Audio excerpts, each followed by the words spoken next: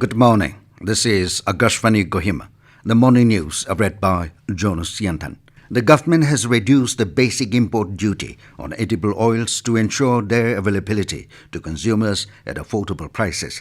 The basic import duty on refined soybean oil and refined sunflower oil was reduced from 17.5% to 12.5%.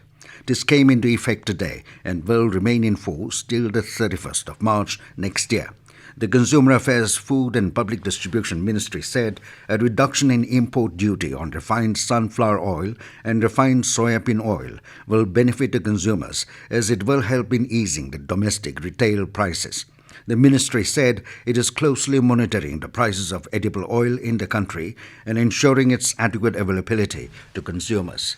UN General Assembly has adopted a resolution to establish a new memorial wall for fallen peacekeepers piloted by India. India piloted the adoption of the resolution in the UN General Assembly to establish a memorial wall for fallen peacekeepers.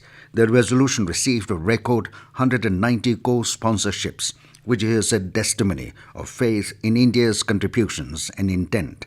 A draft resolution, Memorial Wall for Fallen United Nations Peacekeepers, was introduced by India's permanent representative to the UN, Ambassador Ruchira Kambodge, in the UN General Assembly Hall, and it was adopted by consensus.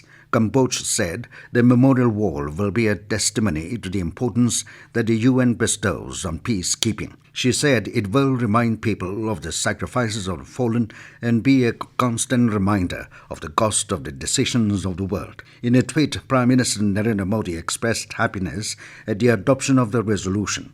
He expressed his gratitude for the widespread support that led to a record 190 co-sponsorships.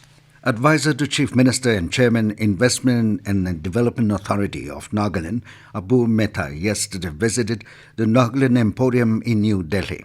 He was accompanied by Deputy Resident Commissioner Wenye Konyak and other state officials. Metha interacted with the officers and staff of Nagaland Handloom and Handicrafts Development Corporation Limited and took stock of the operations of the establishment and its activities. During the interaction, the scope and challenges faced by the corporation were shared. Metha said the state government is working on an approach to repackage the Emporium as a facility that plays the role of a positive ambassador of Nagaland and the Naga people.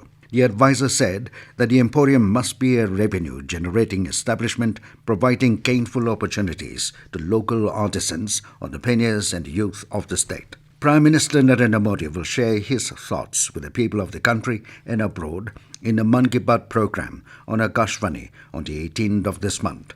It will be the 102nd episode of the monthly radio program. People can share their inputs on the Namo app, MyGov, or can record their message by dialing 1800117800. They can also give a missed call on 1922 and follow the link received in SMS to directly give their suggestions to the Prime Minister. A man has been sentenced to 20 years rigorous imprisonment for the rape of a minor in Kohima. Principal District and Sessions Judge cum Special Judge, Kohima, Tuvel Vero, sentenced the accused, identified as Vishnu Sahani, to undergo rigorous imprisonment of 20 years to be served at District Jail, Kohima, with payment of fine. As per the judgment, the offence of penetrative sexual assault was committed on a child below 16 years of age. The case was investigated by UPSI Vico Pino, and the prosecution was led by Special Public Prosecutor Shashi Mungla Jamir. Nagaland Olympic Association NOA said that it has received an enthusiastic response so far from participants to join the global celebration of Olympic Day scheduled on 24th of this month at Indira Gandhi Stadium, Kohima. Running races of different categories will be held as part of the event. The ongoing registration process is open to all young participants in the age group of 4 to 16 years.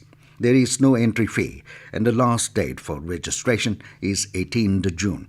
For those interested and yet to register, may either visit the NOA office, Kohima, before the registration deadline. The NOA said the participants will receive the bid numbers on 24th June between 8 a.m. and 8:30 a.m. at the venue. The races will commence from 9 a.m. onwards. With that, we come to the end of the morning news. Have a nice day.